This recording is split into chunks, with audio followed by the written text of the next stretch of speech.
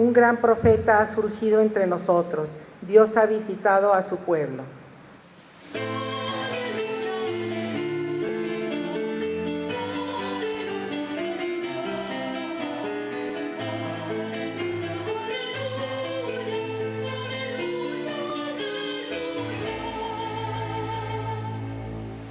Escucharemos el relato de la resurrección del Hijo único de la vida de Naín, que nos hace el evangelista San Lucas. Nos muestra la capacidad de Jesús para conmoverse y actuar para devolver la alegría a los afligidos.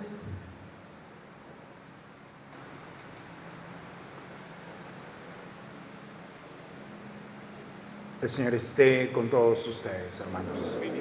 Proclamación del Santo Evangelio según San Lucas.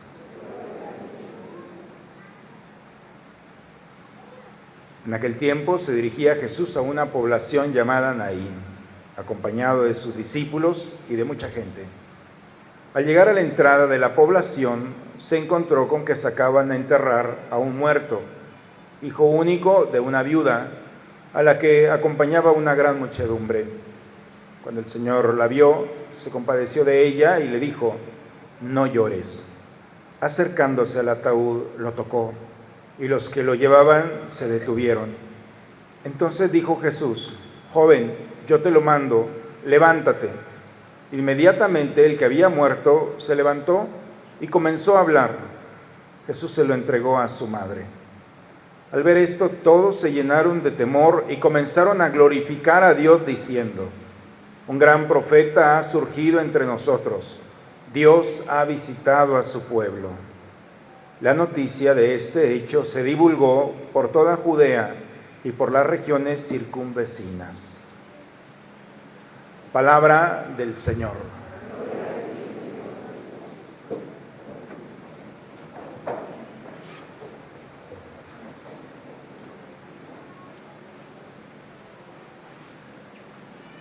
La lectura del día de hoy, hermanos, empezando por el primer libro de los Reyes, nos hablan la historia de un profeta, del profeta Elías. Es el último profeta que sobrevive. La reina, la esposa del rey Ahab, Jezabel. Jezabel es la mujer más terrible, podemos llamarlo así, del Antiguo Testamento. Es una mujer perversa, es una mujer que se gana el corazón del rey, lo pone contra Dios, introduce divinidades al pueblo de Israel, como es los Baal o los Baales, y lo aleja al rey de Dios, y entonces es muy vulnerable. Y esta mujer no solamente no quiere a Dios, sino está en contra de Dios y en contra de los profetas. Pues esta mujer empieza a buscar al profeta Elías para asesinarlo, porque a Elías se le ocurrió presentarse delante de los 450 falsos profetas de esta reina, y se puso delante de ellos, y a través de un signo que era un carnero, ponerlo allí, y les dice: el que haga bajar fuego del cielo y consuma la ternera, ese es el verdadero Dios. Los 450 falsos profetas estuvieron de la mañana a la tarde y no lograron nada.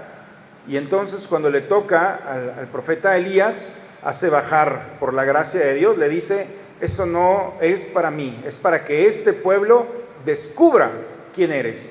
Y entonces hace bajar el fuego y consume la ternera, y de esa pasión que se desborda, manda asesinar a los 450 falsos profetas de esta reina que es perversa. Imagínense, le dio donde menos había imaginado, y esta mujer de por sí era mala, pues se vuelve terrible y empieza a perseguir al profeta Elías. Y Elías va hacia el desierto, se interna en el desierto y llega precisamente a una ciudad perdida, Sarepta, con una familia perdida, la más pobre de todas, la que nadie se había imaginado. Una mujer anciana, pobre, viuda y con un hijo. Donde menos había imaginado llegar, pues ahí llega. Y ya se instala allí. La sorpresa es que el niño de esta mujer se enferma y muere. Y es el texto del día de hoy, cómo esta mujer se acerca al profeta Y imagínense el dolor de esta mujer. No tiene nada para vivir. Aparte de ser anciana, pobre, tiene todo en contra. Y lo peor aún es que el profeta ha llegado a su casa y su hijo ha muerto. Esta mujer pudiera decirle al profeta: tú eres el culpable.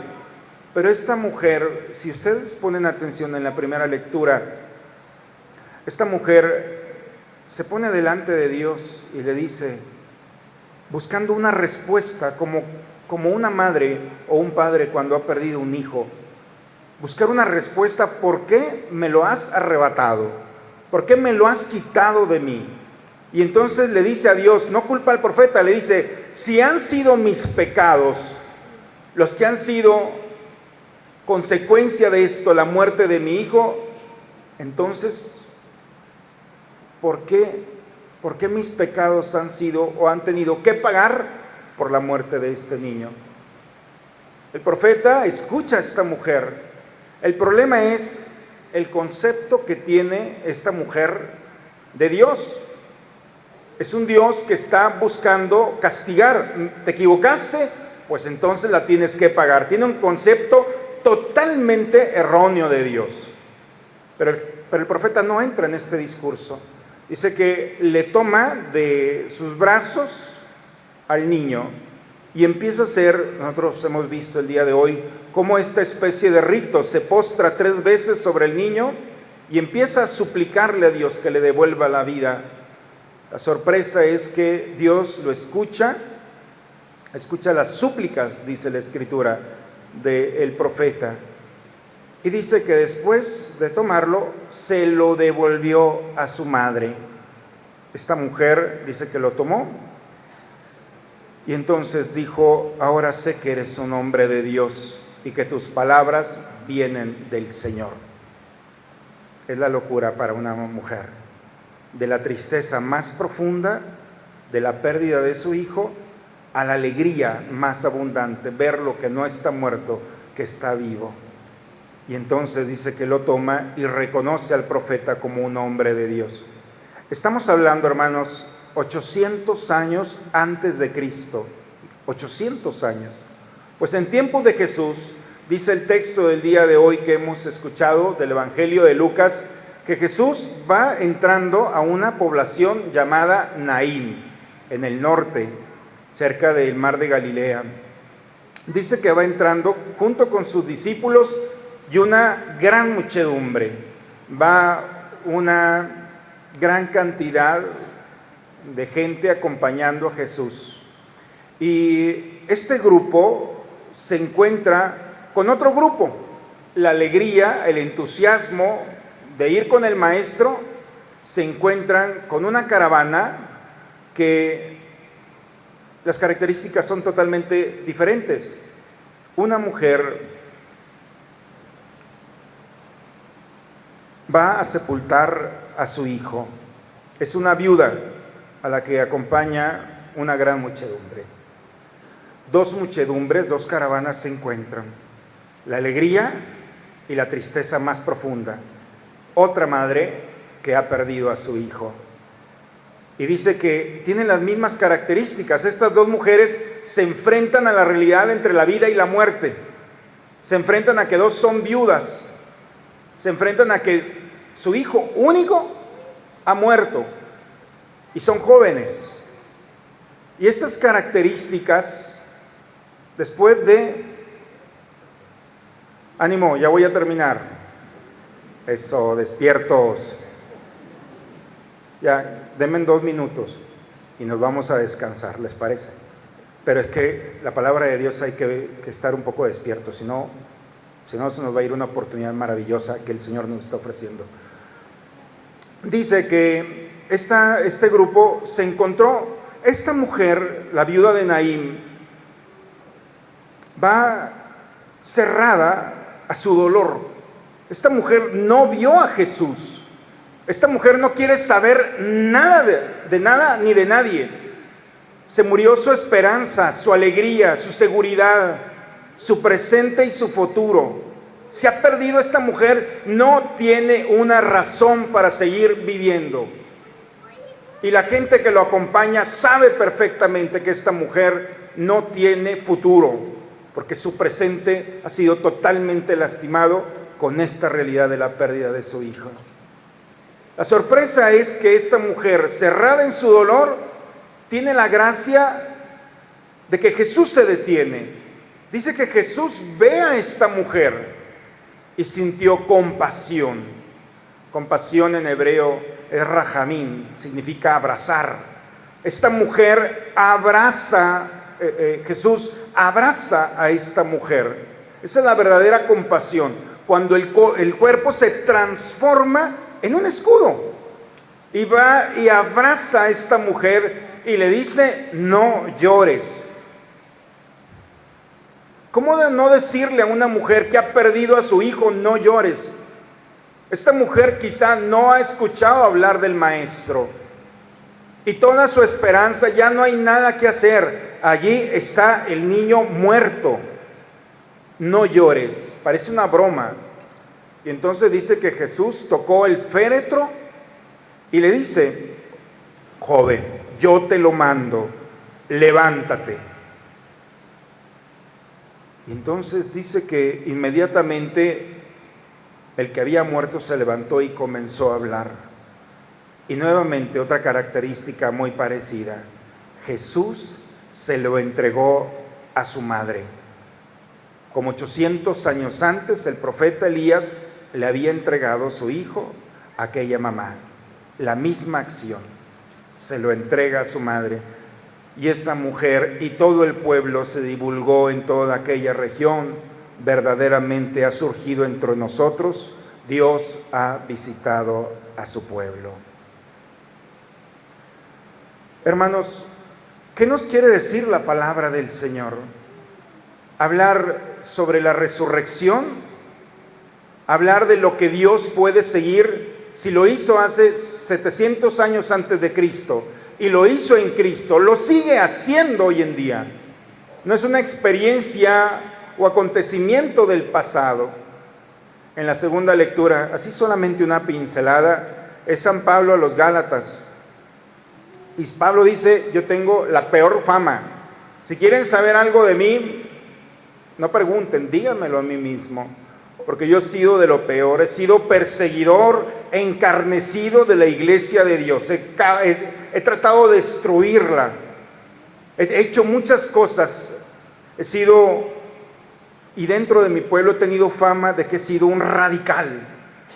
Y Pablo empieza a presentar todo aquello malo que en algún momento de su vida provocó.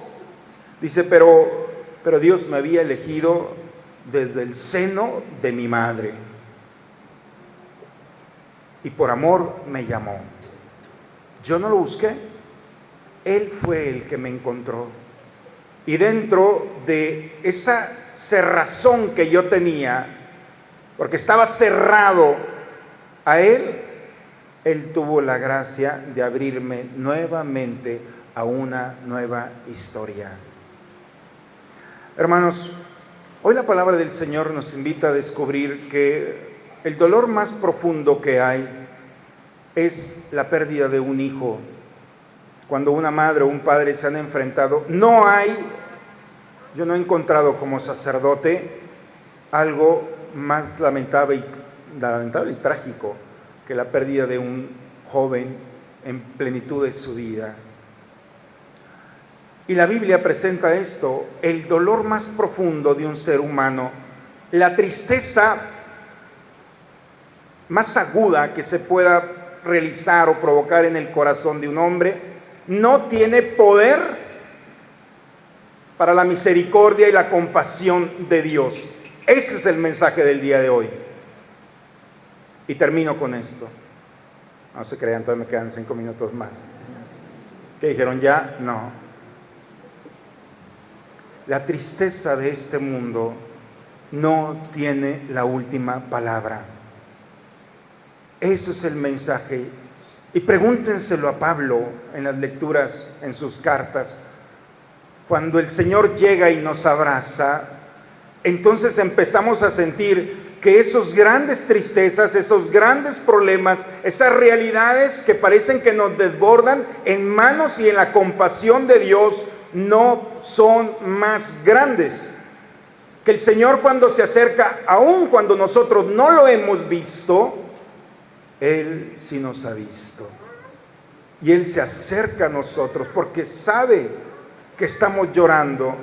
Porque quizá podemos presentar un rostro que todo va bien, pero en nuestro interior estamos cerrados, no queremos saber nada. Cuando llegan los momentos de dificultad, cuando quieres cerrar los ojos y no despertar, cuando las cosas no han salido bien y la vida te ha sorprendido con un dolor profundo y dices, yo ya no quiero seguir caminando. ¿Cuántas veces estas realidades se presentan en la vida de cada uno de nosotros? Quizá alguno pueda decir, yo no. Dale gracias a Dios. Pero a quienes han vivido en estas peregrinaciones como esta mujer, acompañado de mucha gente, pero nadie puede saber el dolor que hay en el corazón. Y cuando van las cosas, cuando no hay esperanza, entonces empieza la obra de Dios. Porque si nosotros conocemos a Jesús, hermanos, nos vamos a dar cuenta que cuando ya no hay nada que esperar, entonces prepárate, porque empieza a trabajar. Y donde nadie espera nada, Él empieza a esperar todo. Cuando parece que ya no hay vida, no es más que la puerta y el inicio de una nueva historia. Por eso, hermanos, para quienes vivimos en el Señor, nunca hay un fin. Aun cuando todo el mundo ha dicho, ya no hay nada que hacer, pues entonces nuevamente se vuelve a presentar los textos del día de hoy. Jesús se acerca con su compasión, nos abraza, nos dice, no llores, porque no puede haber un cristiano triste, porque tenemos de nuestro lado la alegría profunda que brota del amor de Dios, que sale a nuestro encuentro.